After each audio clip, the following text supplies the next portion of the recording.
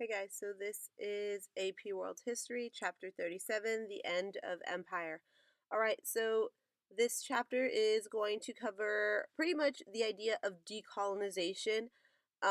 This is one of the hardest chapters for some reason for students to understand, but essentially what's happening here is all the countries that had either direct rule or informal rule from one of the major European countries are now going to become independent countries. So that's really what this chapter is about. We're going to look at Asia and what's happening there, Africa, Latin America, and Southwest Asia as well. So let's go ahead and get started. So it first starts with independence in Asia, in particular with India. India, we saw, were one of the first countries to kind of have self-rule, and really it's going to be official during the 1900s. So after World War II, there is an economic devastation of the war, and it made it very much less likely that Britain was going to be able to keep India. And what I mean by that is mean that they're going to be able to take care of it and have that continual direct rule. Ali Jinnah, he was the leader of the Muslim League.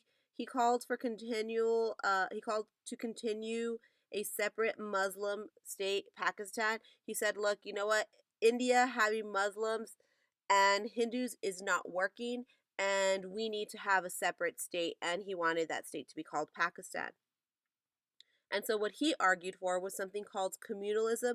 And this is the idea that it's your religion over your national identity. Again, it wasn't important that we all live in India and we are having these nationalistic sentiments. What was more important in this case was that we are Muslim and we are going to unite under that religious ideology to create a new state. So then we see the partition and violence. Gandhi did not like the idea of partitioning India, but he said, you know what, it doesn't seem like there's going to be any other solution to this. He called it something similar to the vivisection, where you're taking a part of the body away. But again, there was no other real solution that seemed to make everybody happy. So the division of the state was hostile for a time, but it was huge in terms of decolonization.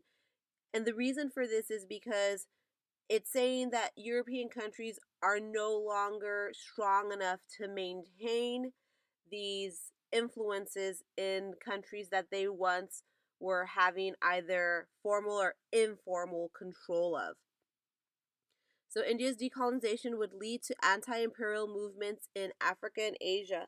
So I guess you could say this is similar to when we see the revolutions occur, how the United States had their revolution, and it kind of, these ideas, these Enlightenment ideas, kind of were spreading throughout all these other revolutions. Similar to that is what we see here happening in India, where they're getting their independence, their decolonization, and other areas around the world are going to see this and pretty much say, you know what, this is something that we can do as well.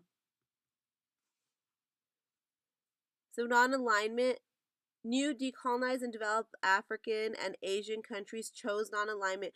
And essentially what non-alignment is that they are not choosing the United States and they are not choosing the Soviet Union. Because you have to keep in mind, all of this is happening. Everything we're discussing is happening during the Cold War. And remember, these Cold War tensions were between the United States, who was pro-democracy, pro-capitalism, versus the Soviet Union, who was pro-communism. So we saw how these major superpowers influenced these other areas. And when this decolonization happened, instead of saying, oh, well, we're going to be pro-democracy, or no, we're going to be pro-communism, they say, you know what, no, we're not going to align. We're not going to take sides. So non-alignment was not choosing the US or the Soviet Union side during the Cold War, and it was considered the third world, hence the term the third world countries. Usually these countries that became the third world countries and were not siding with the US or Soviet Union, they were underdeveloped countries that were barely starting off. Literacy rates were very poor. The economy was very poor as well. They didn't have good social policy for their people. So that's where that term third world comes from. But the main goal of non alignment was that they wanted to have neutrality. So here's the basic map of the partition that we had talked about, where Pakistan becomes its own country. So originally, this is British India, and then we see that Pakistan will become its own country right here in this area. Okay.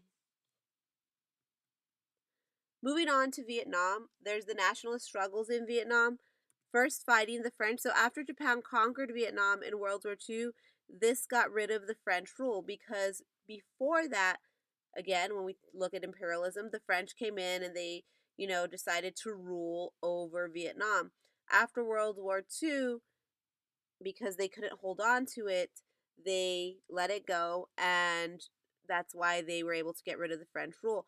Ho Chi Minh, he was a Vietnamese communist leader, and he was able to get rid of Japan in the end of World War II. So it was kind of like this country went from one, imperialist country to another. So first under imperialist rule by French, then under Japanese imperial rule, and then finally Ho Chi Minh was able to lift them out of imperial rule from Japan, and he will become the leader in especially in North Vietnam at first.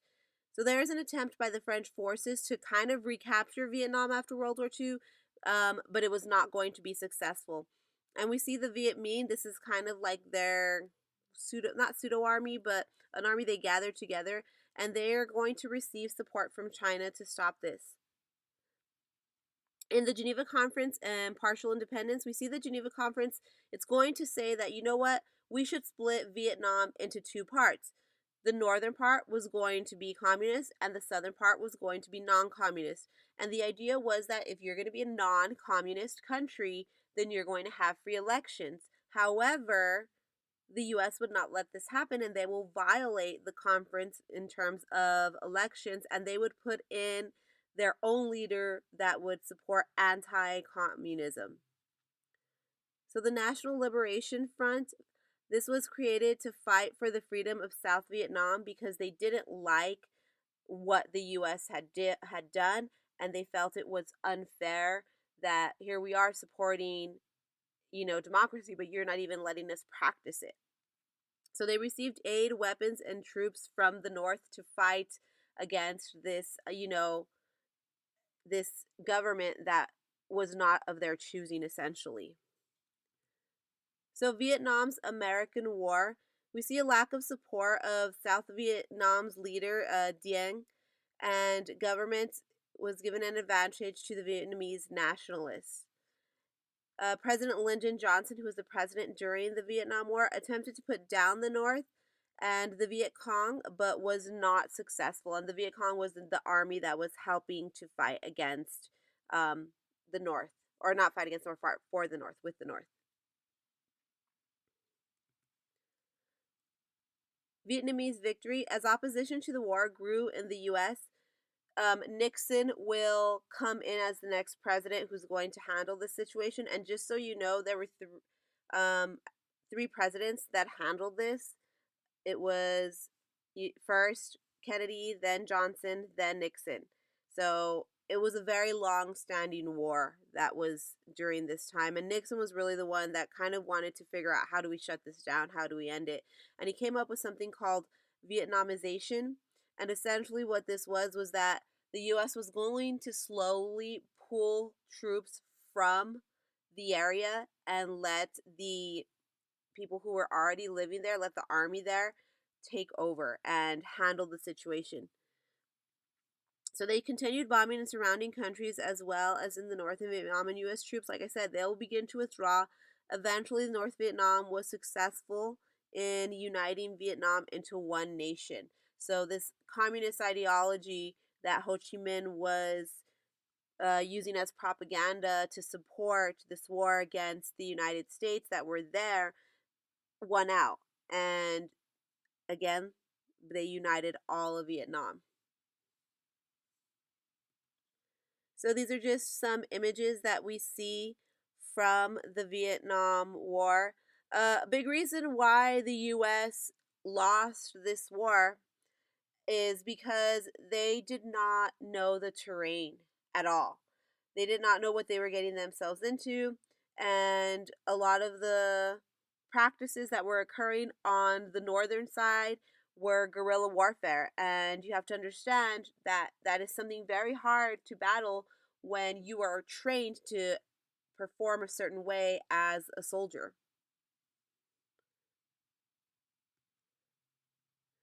Also, another way that the US stopped supporting this war was because this was the first war that they really got first-hand account, like real-time images of what was happening to these soldiers, and they were upset that these soldiers, who some would argue had nothing to do with this war, were going over there to fight a war that did not belong to them.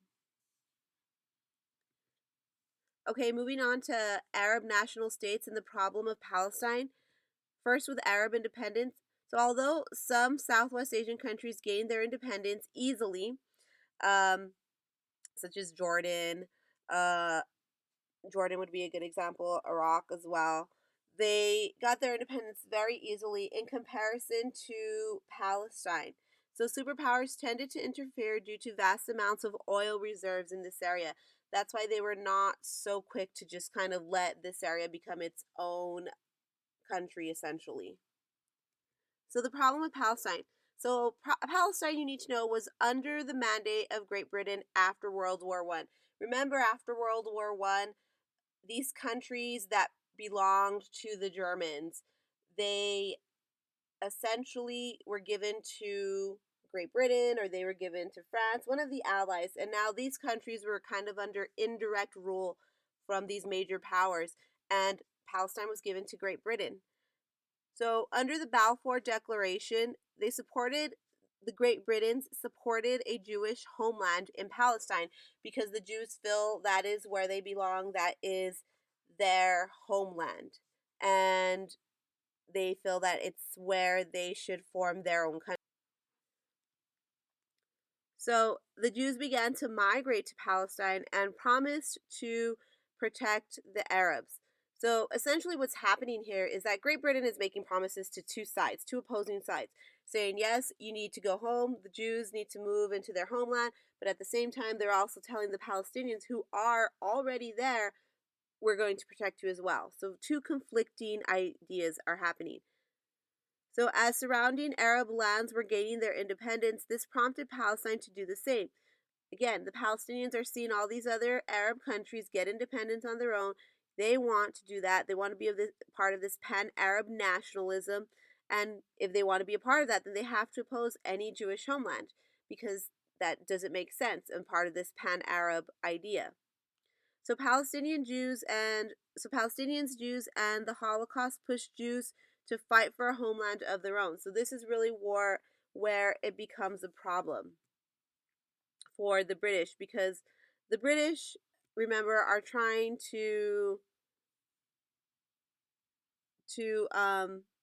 make everybody happy, and it's just not happening.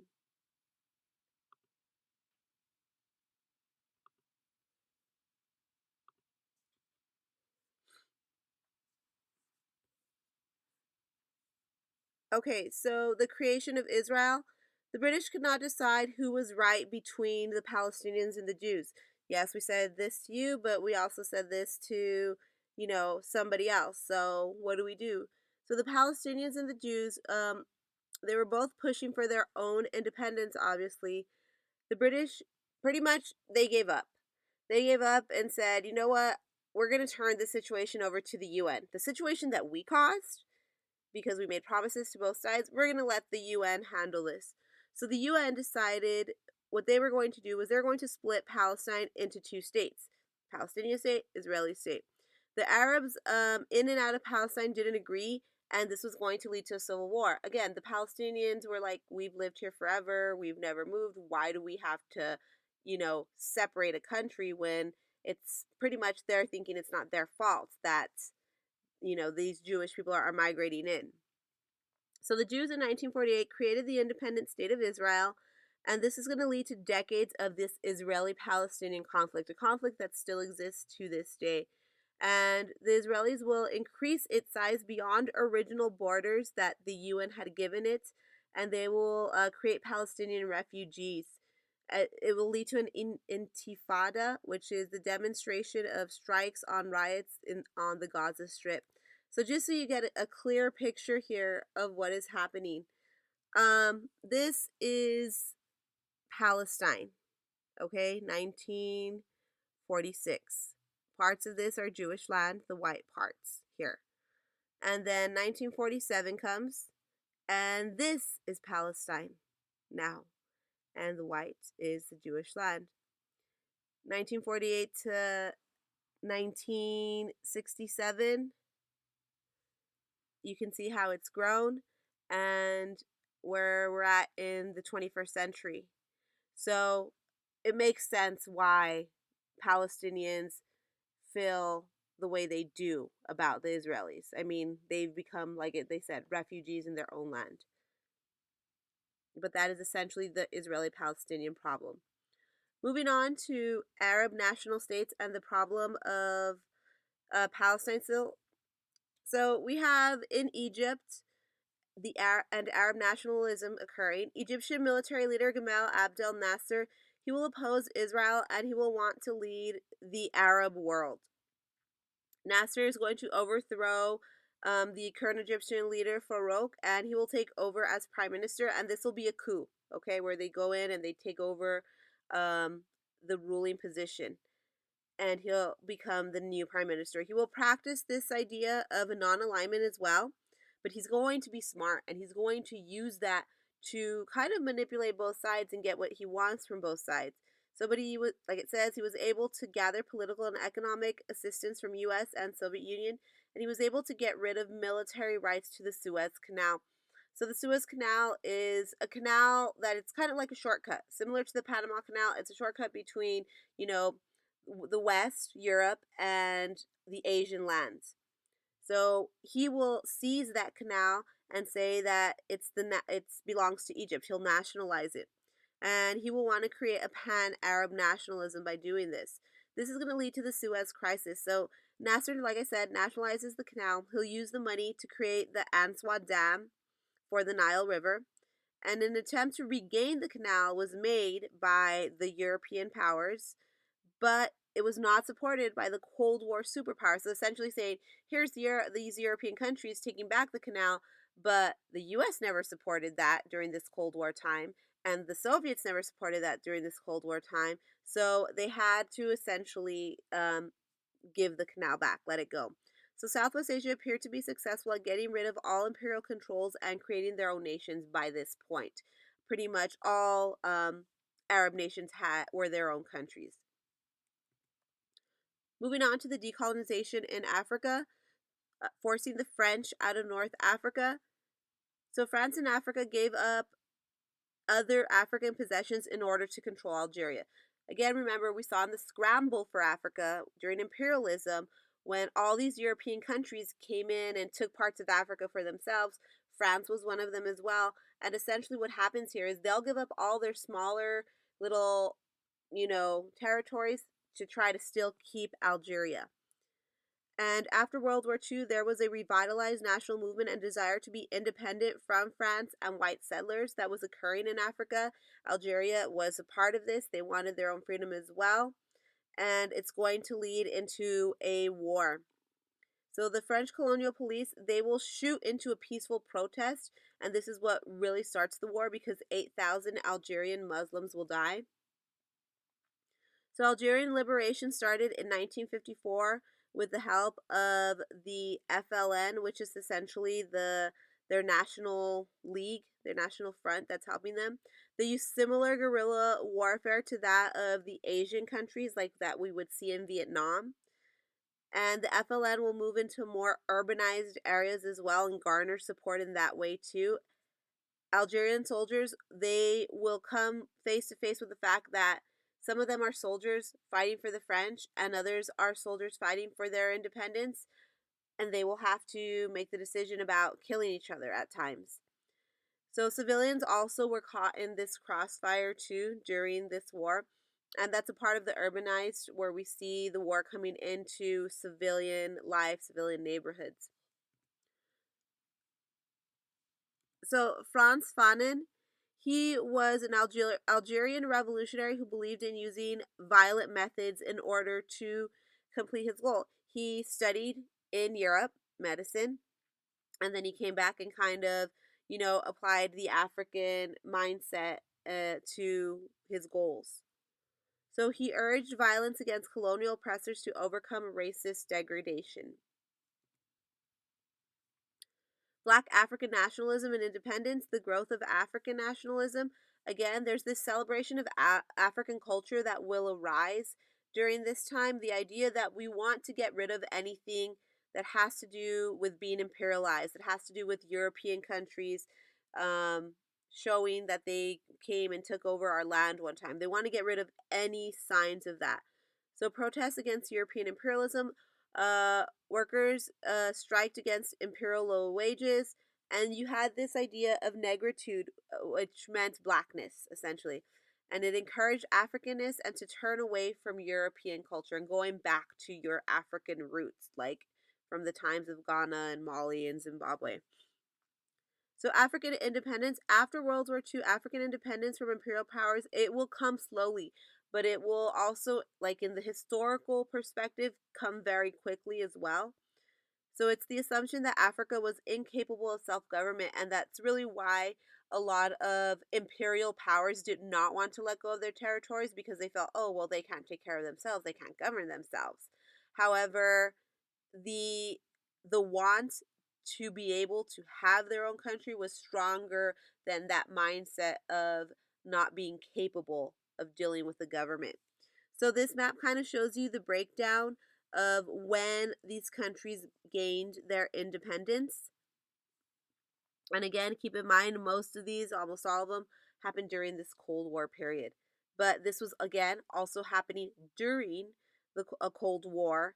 So a lot of them probably practiced non-alignment for the most part. But again, keep in mind, it's happening during the Cold War. All right, freedom and conflict in sub-Saharan Africa. Ghana. So after Ghana gained independence, it inspired again other lands to do the same. And you have a Nkrumah. He was a Ghanaian leader, and he spread this idea of Pan-African ideology. So similar to where you have this Pan-Arabism, meaning that everybody who's an Arab nation, they kind of just want them all to align and ally with each other. It's similar to that. So Pan-Africanism, where you want all African states to have the same mindset, the same ideology, align with one another. That's the idea of that Pan-Arabism, Pan-Africanism. Anti-colonial rebellion. Kenya was difficult to decolonize. There were clashes that existed between white settlers and nationalists that were at times very violent. Colonizers viewed them as communists, the Kenyans who were lashing out against them. And tensions will come before independence movements even happen. So it's almost like there's already something brewing there. And just seeing everybody get their independence will make it come to the forefront and really let it spring into this movement for independence. So British were able to keep nationalists down, but many saw the grievance in Kenya, and by 1916 it will negotiate its independence. With internal colonialism in South Africa pretty self-explanatory, white settlers will slow down black freedom, and they'll do this because of the apartheid system that existed. And the apartheid system wasn't just, primarily it was almost like segregation the way we had it in the US. However, it was with any ethnicity, whether they be black, whether they be indigenous, anybody who was not white essentially was segregated.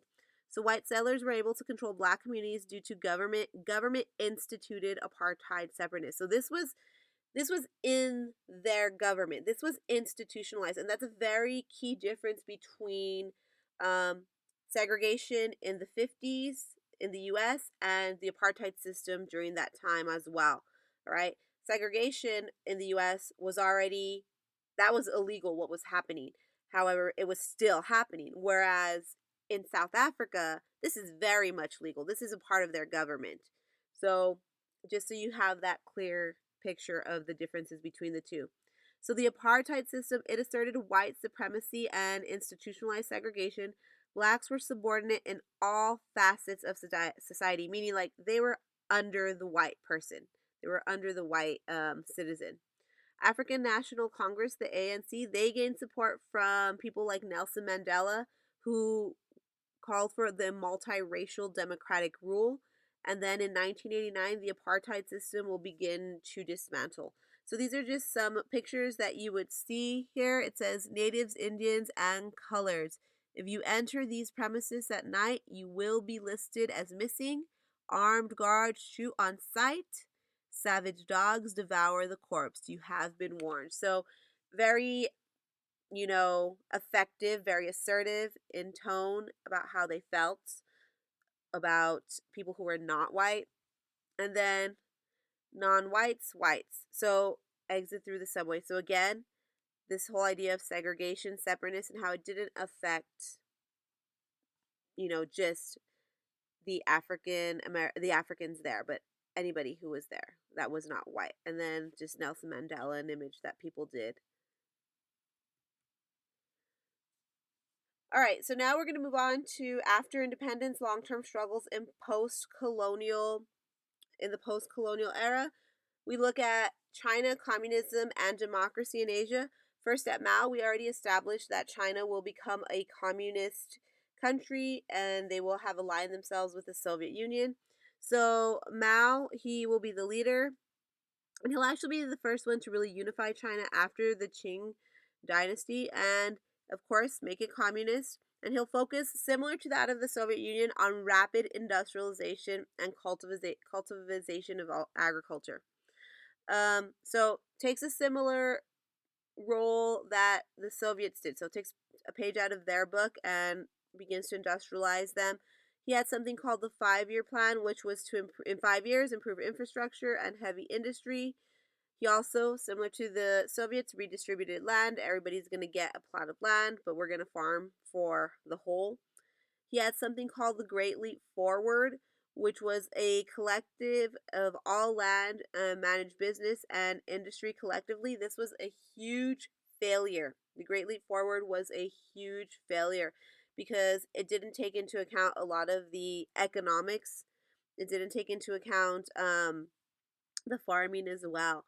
So most affected by this was the farmers because there was a couple of seasons of farming that they got really poor crops, and Mao blamed it on the sparrows, sparrows, literally the birds, and he began to tell people to shoot them. But what he didn't realize was that those sparrows were actually eating the bugs, and that was actually would help the crops grow. So it was a huge failure, to say the least. Another thing that he came up with is something called the Cultural Revolution. So the Great Proletariat Revolution, or the Cultural Revolution, it was the idea that we're going to root out revisionism, and it led to humiliation, persecution, of death of like the elites. So pretty much you're killing off like your best of the best. Those were like your teachers, your intellectuals, your professionals, your managers. Pretty much, again, going backwards, saying that these are not the important people, that the workers themselves, the peasants, those are the important people. And Cultural Revolution did not end until Mao's death. So by the time he dies, we're going to see his successor, Deng, come in. And he was a part of Mao's belief system. However, he felt that some of the things that Mao did, he did not necessarily agree with. So Deng suffered through the Cultural Revolution. And Deng came into power in 1981 and ushered in a period of what they called normalization. Let's bring things back to normal. Let's, focus on the industry, and let's see how we can make ourselves a part of the, economic world, essentially. So he came into the international financial and trading system. That was one thing that Deng did. Another thing he did under him was that he will become more capitalist. So that's why I say true. This is not true communism that they practice here. It's a mix. It's a hybrid of communism and capitalism together. A way that he also showed more capitalistic approaches was that he sent students to democratic countries to rebuild their elite class and come back and like kind of, teach the people, hey, this is what we learned, this is what they're doing over here in the West, we should do it too, kind of thing. So students began pro-democratic protests when they returned because they did experience democracy and they did like it. And they tried to push for that in China, which was a communist country. But Deng, he felt threatened and immediately he cracked down on these protests. And China will maintain political control and economic growth and development throughout this. So they'll only keep on growing after Deng comes in and kind of rebuilds it. In terms of Indian democracy, so after its independence, India was one of the few countries that maintained political stability and democracy. In 1966 to 77, we see Prime Minister Indira Gandhi. She will introduce the Green Revolution, and essentially that's just going to create more agricultural yields. They'll bring in the use of like pesticides and that kind of thing. So it'll only help the farmers produce more crops. However, we've already learned throughout history that if you're producing more crops, that means your population is going to grow, and that is what happens here. And so, as opposition to the government grew, democratic processes were suspended and strict birth control policies were established. And birth control policies were established because of this population growth. But instead of kind of offering incentives to not have children, they automatically began to sterilize people. So when the democratic process began, she lost due to the strict policies on that birth control and the poor government.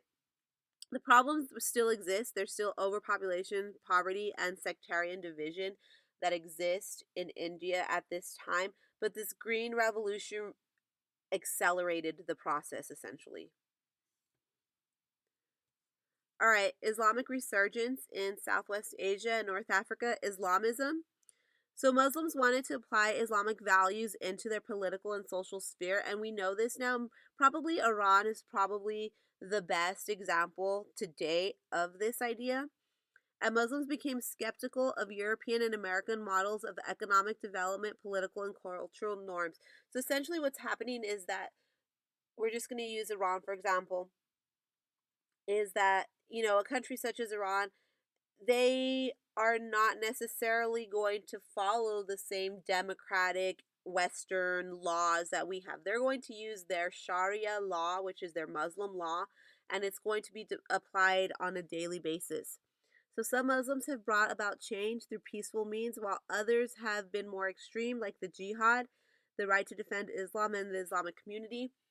And through this Islamism, we see that. We see interpretation of the law and of the Quran differently because of this Islamism.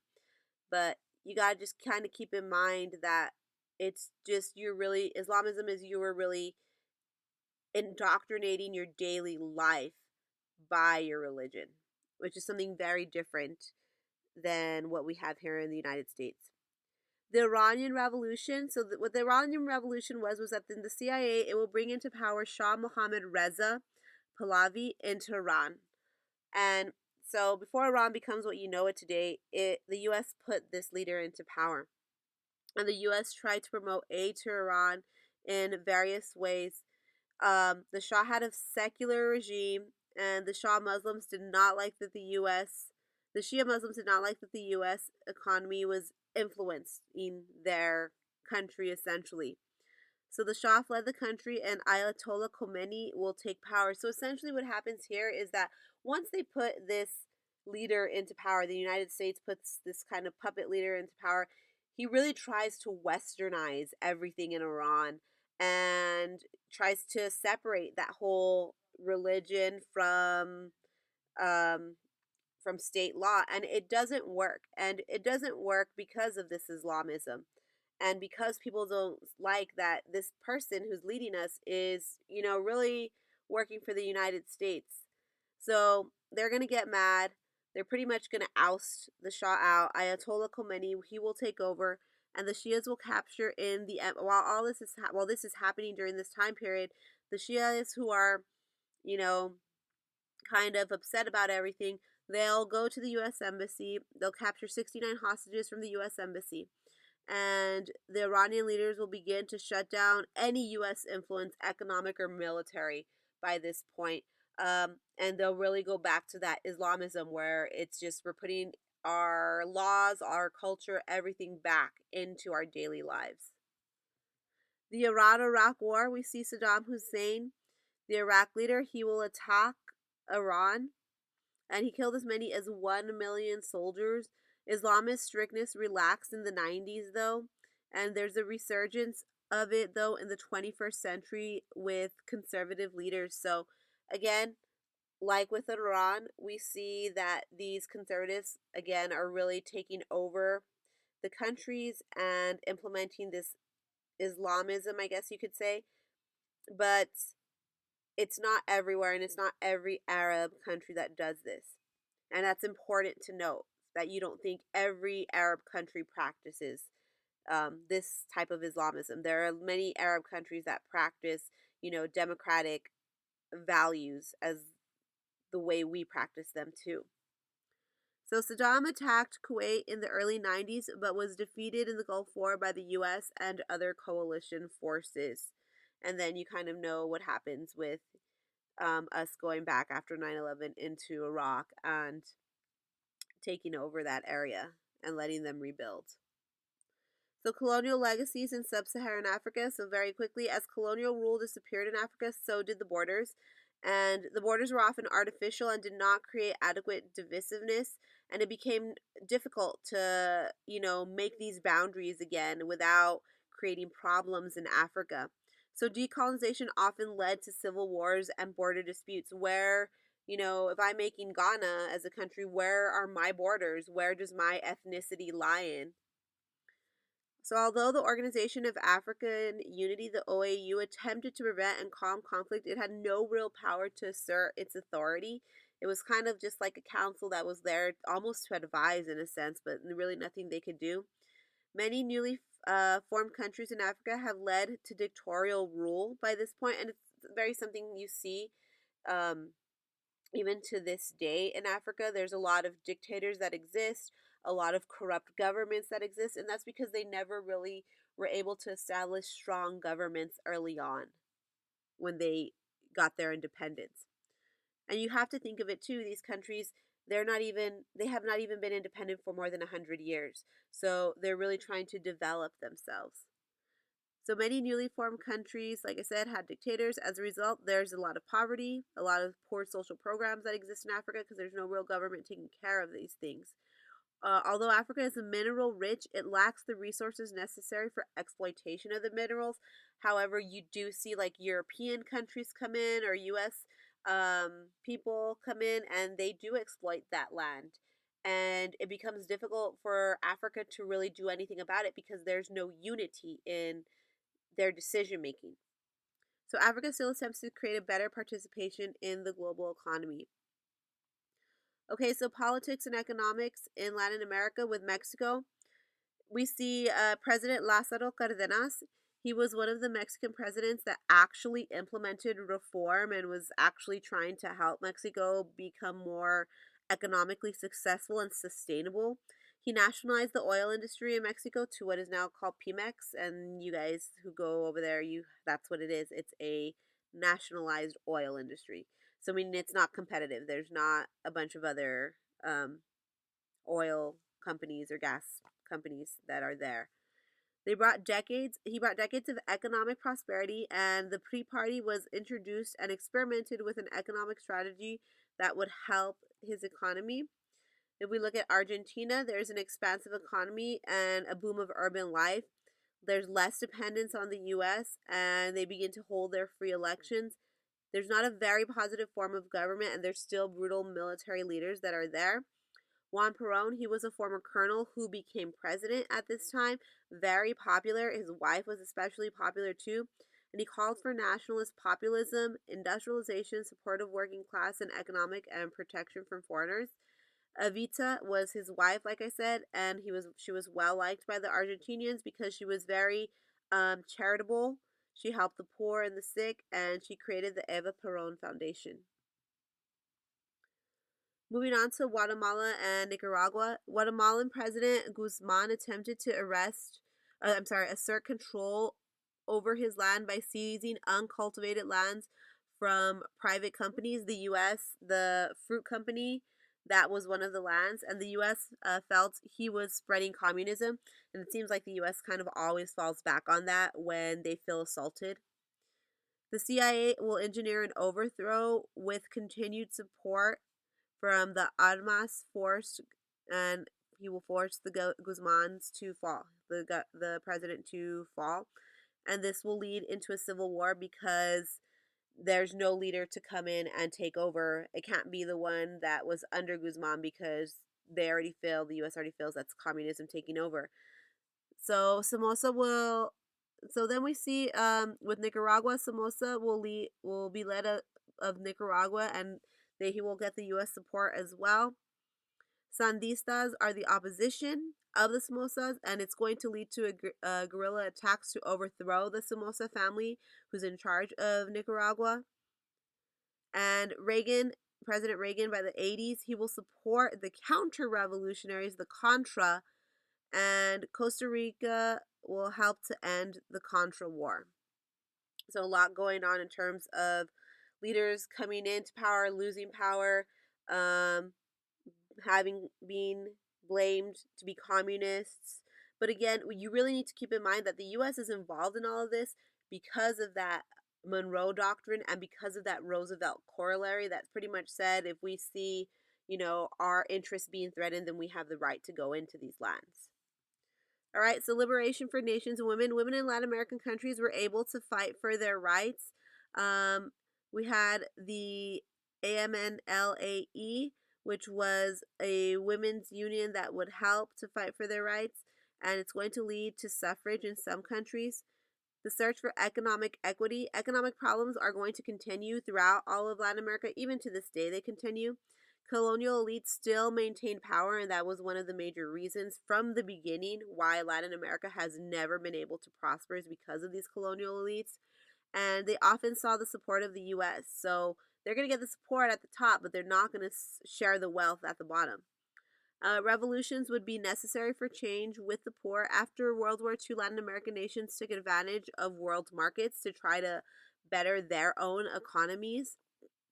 They pursued industrial development, and they sustained economic growth in exports with foreign markets. But again, they still struggle to be a force in the world economic market. And the reason they do is because of this thing called the dependency theory. So Latin American economies saw the need to reorient the way they are doing their exports. The dependency theory essentially is that developed industrial nations will dominate international economy and profit at the expense of less developed and industrialized nations burdened with the export-oriented, unbalanced economies.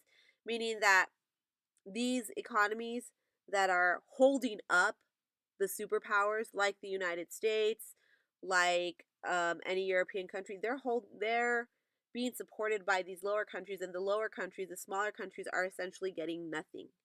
That's what the dependency theory is. And so, like, the smaller countries are always going to depend on the larger countries to keep on needing them, but they're never going to become more than just, being used essentially. All right, so that is essentially it for chapter 37. A lot to take in, a lot about decolonization. Very important that you understand that, and we'll see you next time.